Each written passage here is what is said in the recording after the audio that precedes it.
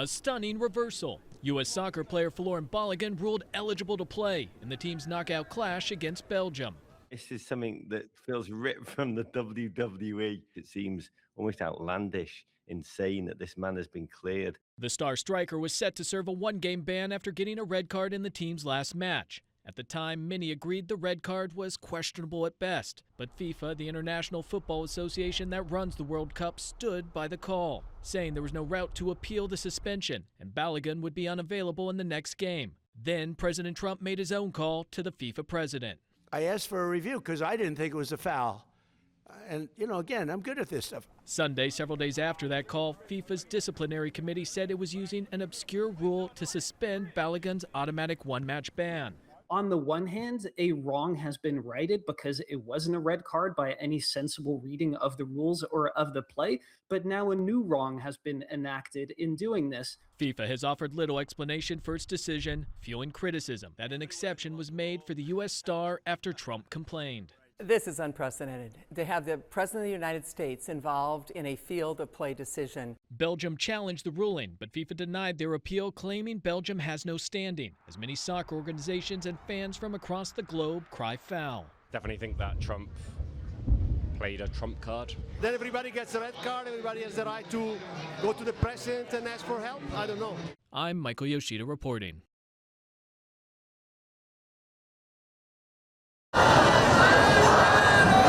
Chanting death to America, death to Israel. Hundreds of thousands of mourners gathered in the streets of Tehran Monday to honor the country's late supreme leader, Ayatollah Ali Khamenei, who was killed at an airstrike at the start of the war.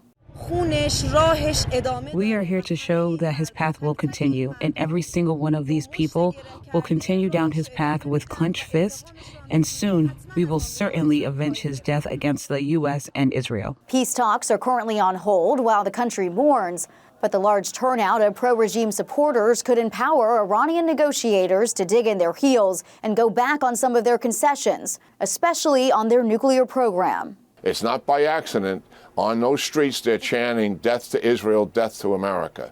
I don't think they've changed one iota. The next round of peace talks is expected to begin this weekend, most likely in Pakistan.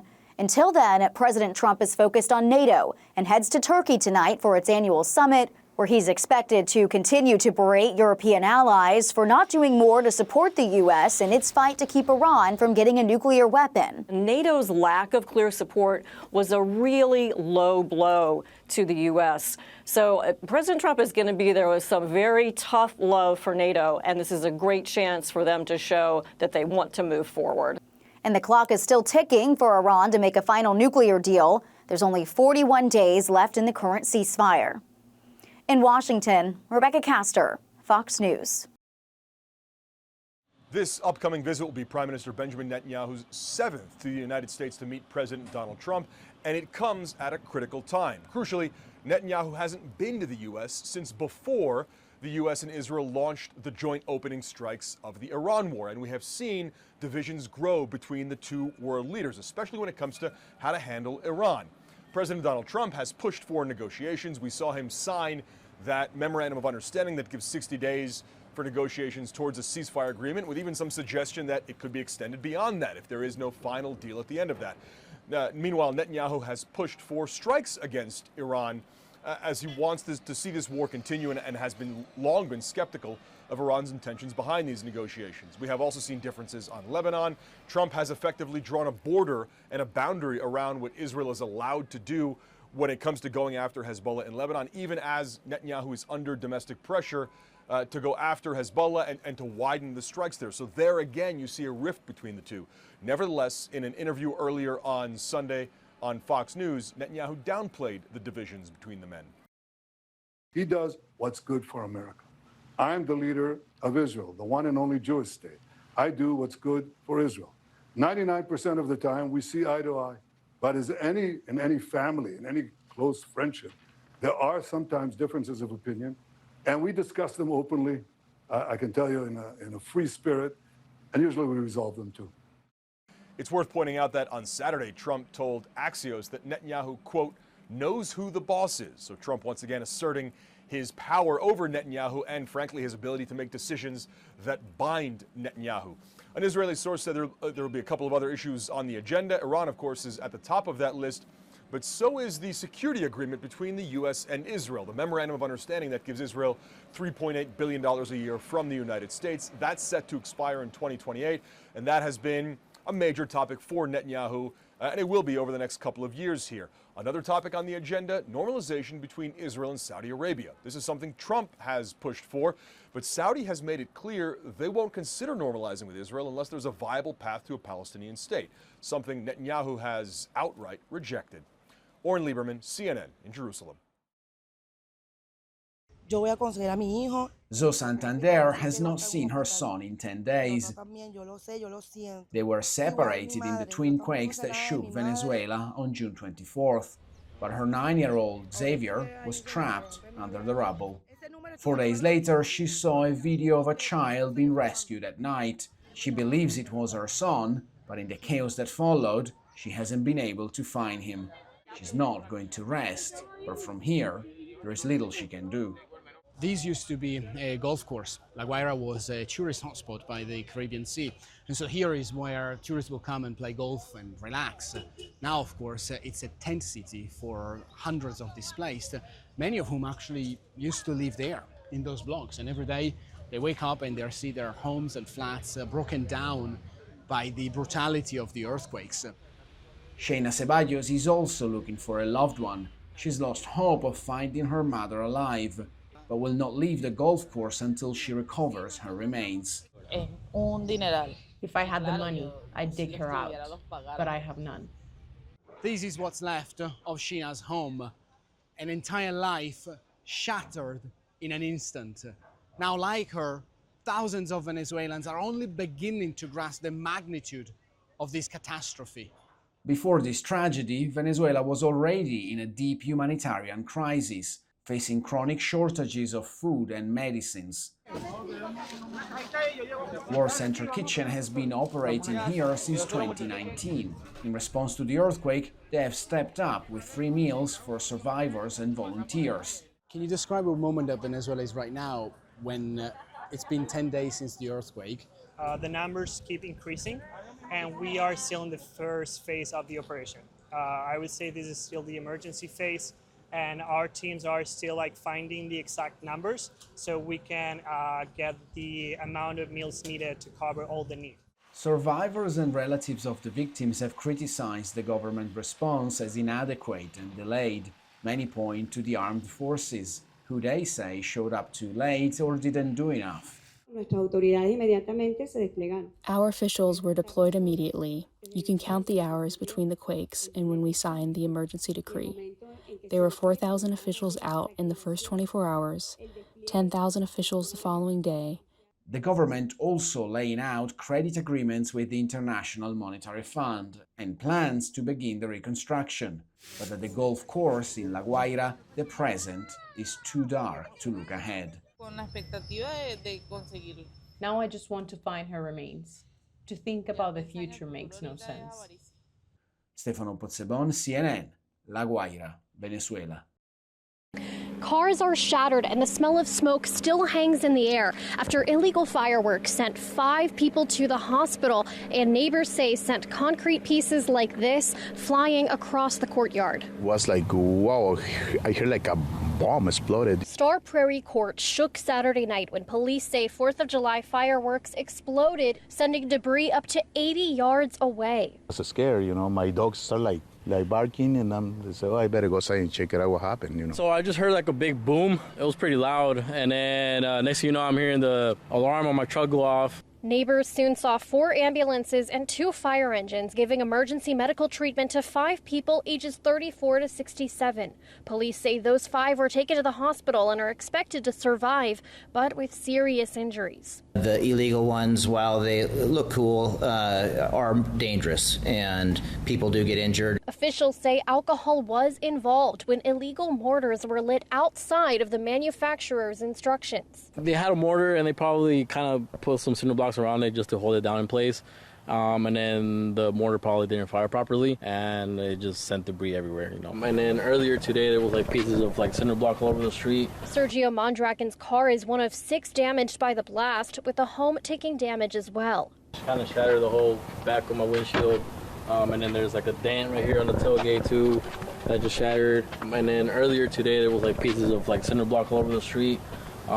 They cleaned it up, but there was like chunks, big chunks on. Salem Police's bomb squad responded along with the felony crimes unit. Investigators are still piecing together who bought the mortars and who lit them. They haven't determined if charges will be filed. They always can end worse. I think in this particular case it ended pretty badly. If you think about it, when you look at the number of people that were injured, it's bad enough as is. Julia Lopez, Fox 12 Oregon.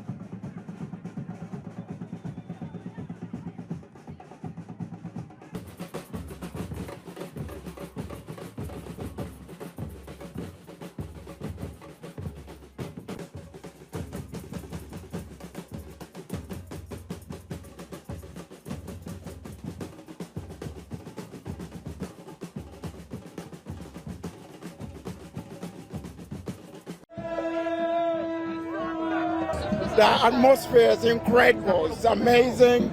Something that I've never seen before. I didn't expect it to be this great, but I'm so happy. Yeah, absolutely. I think Paraguay performed better than I expected. I was hoping that the French team is going to perform much better than what they did. I think they could have done more. They controlled the field, but they didn't press enough.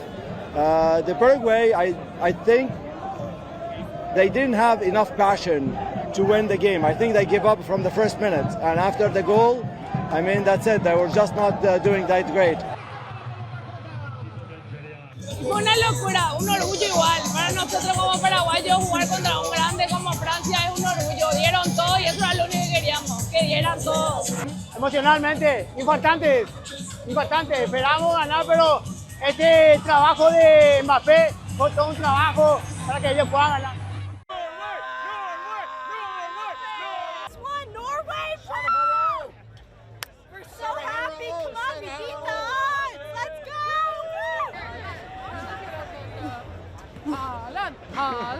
Oh, they played awesome. My boy came through. He's my boy.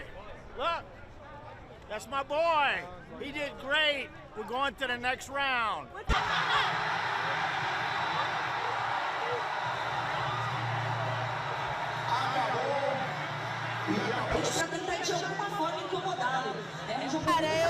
Eu gosto muito de futebol e eu sou Brasil até o último segundo. Até o último segundo eu estava acreditando no Brasil.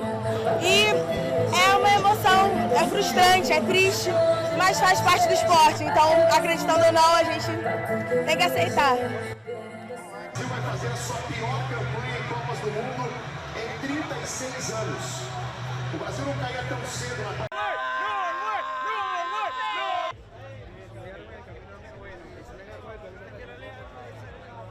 Honestly, it was just the most amazing match. It was exactly what we hoped it would be. They attacked really early on. They did so well. They came out fighting the whole time. Brazil is an amazing team, absolutely amazing, and Norway did so well.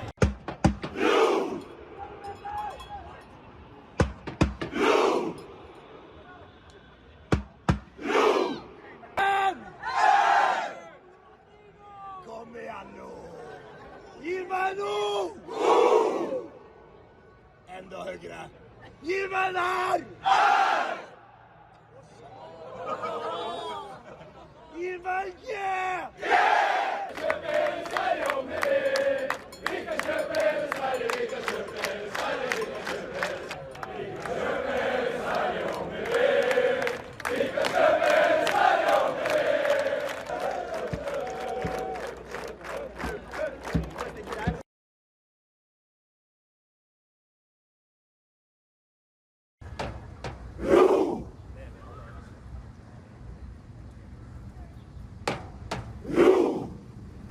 kind of feel it's Nordic at least. It's from the Vikings back in 1,000 years ago.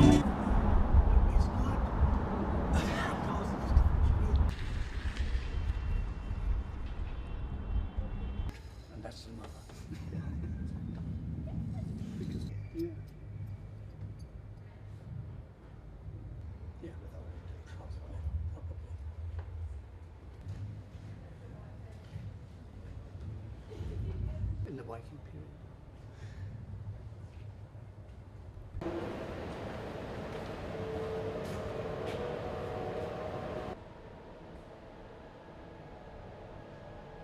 The short answer is they didn't have horned helmets at all.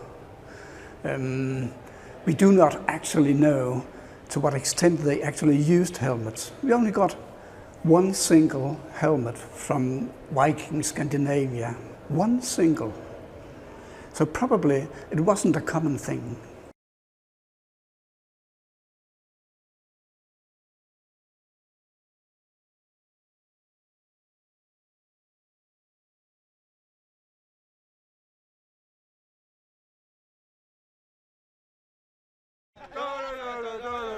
Holland, Holland, come on! Norway! When the Viking Age had a renaissance in the mid-19th century, they didn't have anything to relate the Vikings to in archaeological terms. They had no artifacts, no Viking weapons to look at. So the first Vikings depicted imaginary Vikings. They were like Roman soldiers or Greek warriors or at best medieval warriors. Then in the 1840s, the helmet with the horns occurred.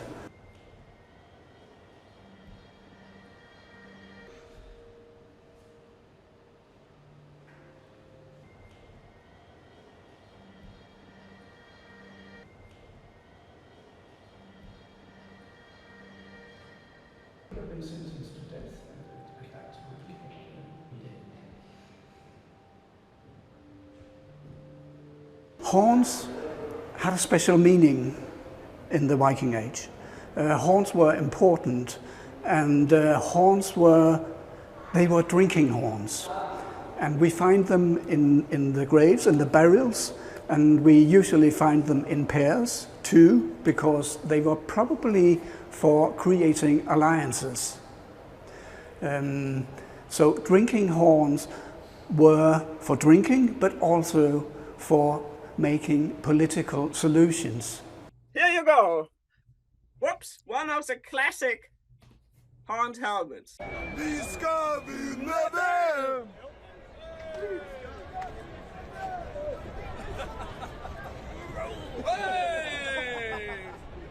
None of them were ever horned helmets. And that's logical because they were real warriors, and having a horned helmet on is not really helping you to protect your body. I mean, it's more the opposite. But these horned helmets existed. And they existed as a ritual aspect 2,000 or 1,000 years before Christ. That means 2,000 years before the Vikings.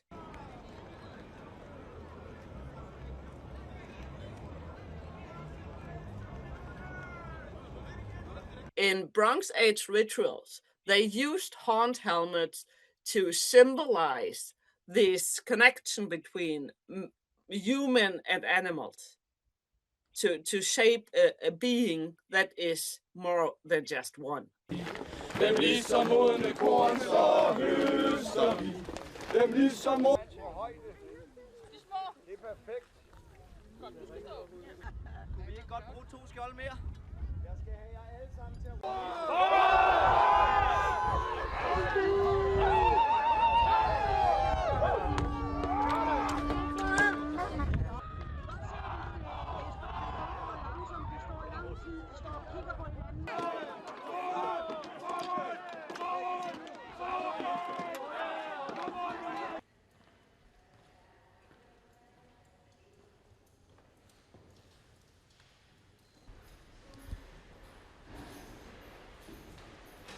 the horns were part of creating an idea of the bestiality of the Vikings.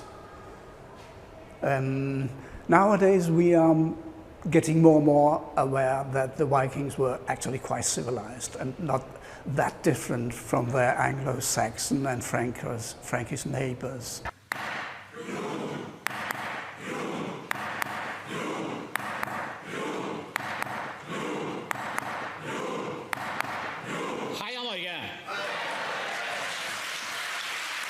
Viking culture was basically a maritime culture, and rowing is very important. It's not only individual rowing, but rowing together.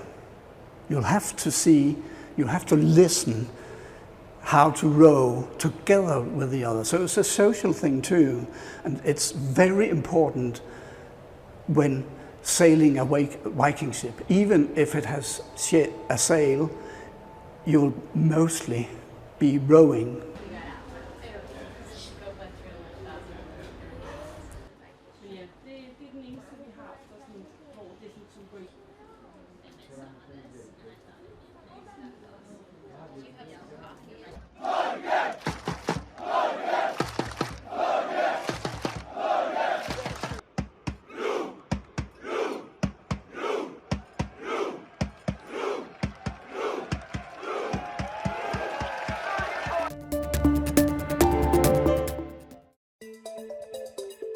Don't mind me, I'm just trying to stimulate my brain's sensory motor network with my feet. Heading off the backstretch for the final time. Nike used to be all about making you run faster, jump higher, just do it. Now it's entered the neuro-wearable segment. These shoes, the Nike Mind, are designed to improve mental focus and reduce stress. Nike says they tune down the part of the brain responsible for mind wandering. These foam nodes, 22 in total per shoe, are supposed to stimulate sensory nerves on the feet. They also stimulate conversation. Would you wear them? No. What are they? They are mind-altering shoes. It looks like an indoor slipper. Or like maybe something you'd wear to the beach? It's just weird. It's just weird looking, but I will say that because it's you pull it off. That's why we're friends. Nike's the first company to create a team like the Mind Science department. Nike is struggling in the competitive space of sportswear and athleisure. Shares are down 74% over the last 5 years. It may be losing its footing on our feet, but now it's trying to get inside our heads with wearable tech. Or should that be wearable wellness? The wearable technologies at present, most of them, what they're trying to do is that they're trying to use more batteries, more electronics inside the wearables. But this technology is different in a sense that this is a passive neuro wearable technology in my view. Well, I can tell you that these shoes are comfortable, a little bit hot, but are they mind-altering? I don't even know how you could quantify that, but I can tell you that my mind has been almost 100% focused on the fact that I am wearing these. Oh, those are really ugly shoes. Oh, wow, straight out there. Sorry, Nike, won't be wearing them anytime soon. Well, today they've been attention stealers rather than attention focusers, and so far I feel no change in stress levels. You know, I think feet up rather than shoes on probably works best for me. Anna Stewart, CNN, London.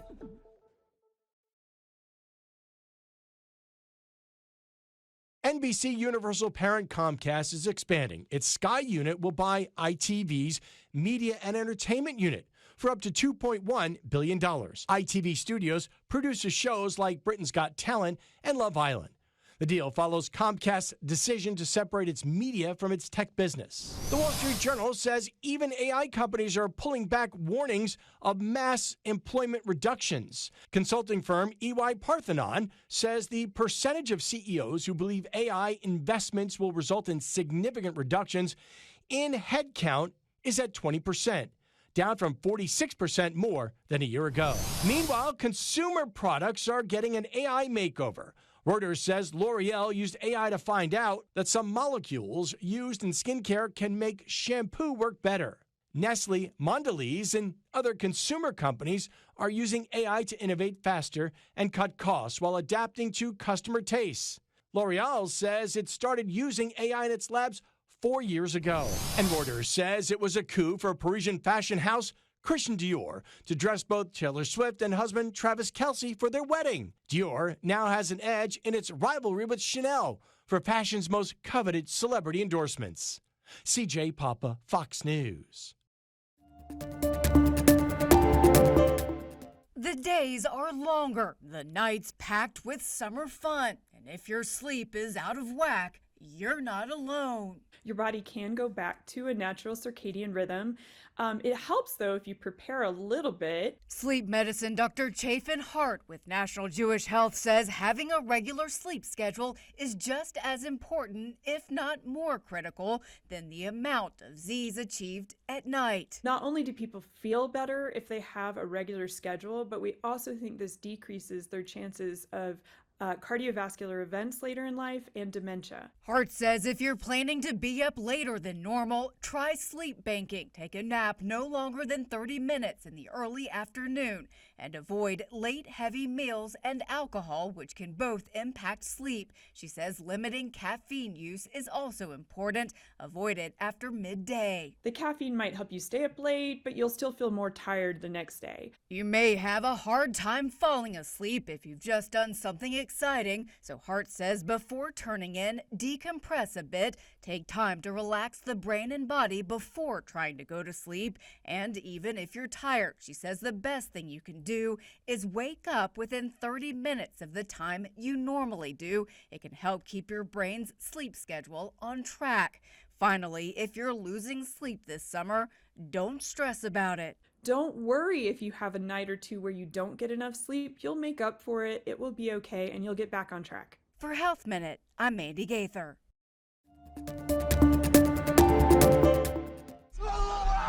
They're stuck in this terrible situation, and that has such a strong bond to it. You meet till the end, right? Hey.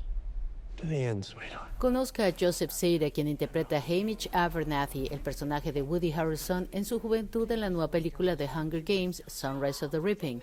La precuela, ambientada durante el segundo vallasaje de los 24 años antes de la película original. Esta llegará a los cines el 20 de noviembre. I love you so much. A love only the branch of a willow tree could conjure. Al público le encanta Obsession, la película de terror sobrenatural realizada con un presupuesto de apenas $750,000, ha superado los $400 millones en la taquilla mundial, superando a Sinners como la 15ª película de terror más taquillera de todos los tiempos. Y su éxito continúa. Obsession ha permanecido en el top 10 de la taquilla del fin de semana en Estados Unidos desde su estreno en cines a mediados de mayo. Con el Minuto Hollywood, soy Berta Ramos. You each had an agreement, yes? To be able to have sex with a certain celebrity given the opportunity. Yes, exactly. And Tom went too far in the back of a bookstore. Yes, wow. So what do I do?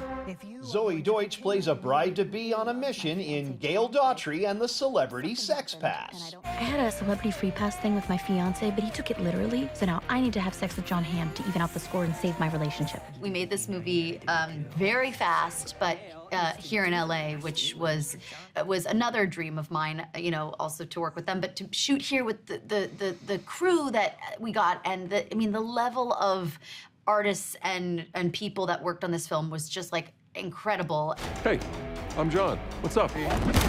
The film's creative duo have a method to coming up with their stories. We work 12-hour days for 7 days straight, and the idea is on day one we come in with no ideas, and by the end of day one we decide on an idea. Day two we outline that idea, and then day 3 through 7 we write 20 pages a day until we have a first draft of a script. You are just a girl from Kansas trying to do I don't know what. Have sex with John Hamm. Like a celebrity pass thing? Exactly. Good luck with that. In Hollywood, I'm Rick Damigella.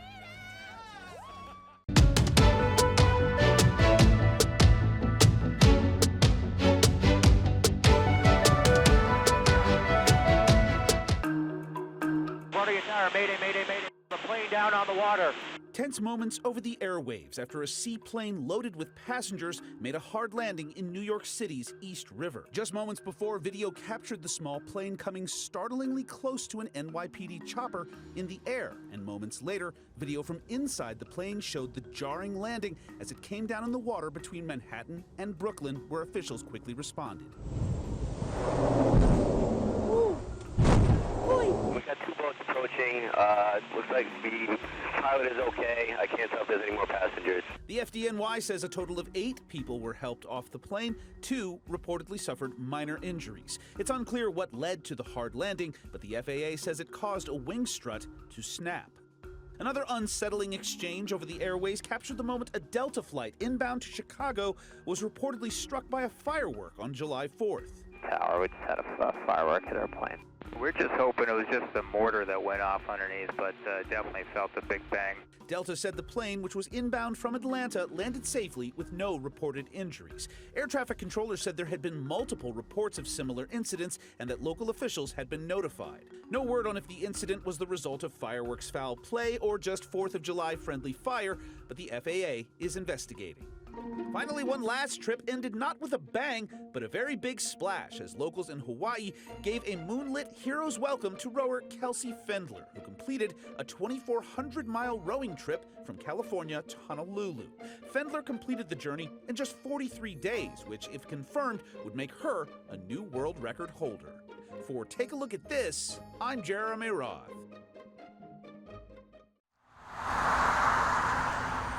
Some people like their food fast. Others, like John and Jerry Carroll. That's correct, yes. Prefer to make the most of a morning. Well, we have breakfast down here every Friday with our friends. So you haven't gone home yet, huh? By the time McDonald's started serving breakfast, John and Jerry had already been married for nearly 30 years. We had an 80th anniversary on the 18th of April. And Jerry just reached a milestone of her own. I did. Last Sunday, I turned 100. John is 101 and a World War II veteran. Actually, you may have seen him before. Up until recently, I was coming in here, sitting in the floor at 4 o'clock in the morning and touching my toes. We shared his story back in December. Well, guess what? I did my toe touches 200 times this morning, 4 o'clock. Some people change their order. John Carroll apparently does not. For breakfast, we usually eat the Egg McMuffin with sausage. Others bring a little something of their own. Yep, that's a slice of tomato. Well, the group now has evolved. Yeah, it is. Every Friday. We just love them. They've been here for a long time. All right, sit down. You're going to be on TV. Yeah. And I was in the service nearly 3 years, and so it's part of it. John served our country, celebrating its 250th birthday this weekend.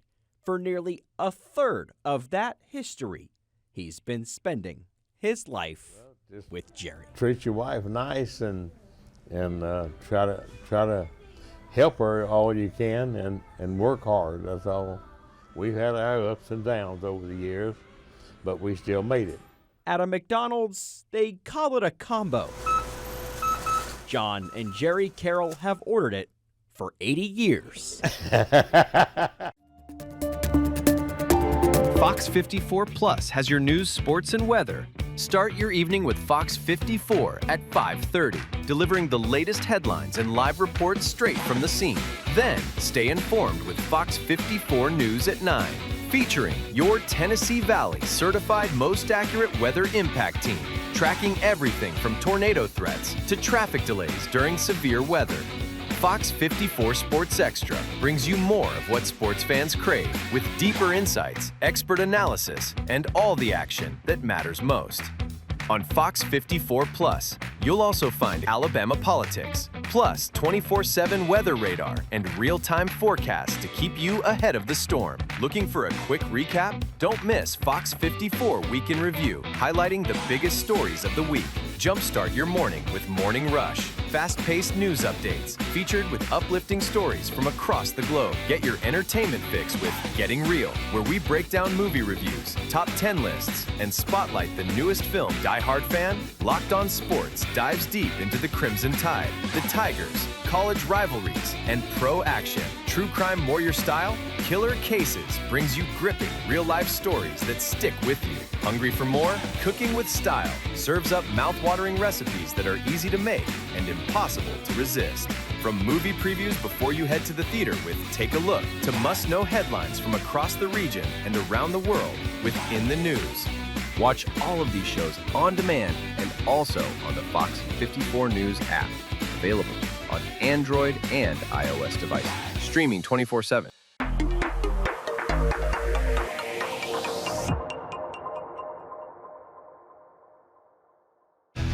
There's more to Fox 54 Plus with the Locked On Podcast Network.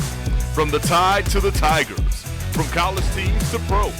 The Locked On Podcast Network gives you insights and analysis you just can't find anywhere else. These kids, they want to play. But I don't think so. I think it was Chad Baker-Mazzara. Locked On Sports, streaming every day of the week and right here on Fox 54 Plus.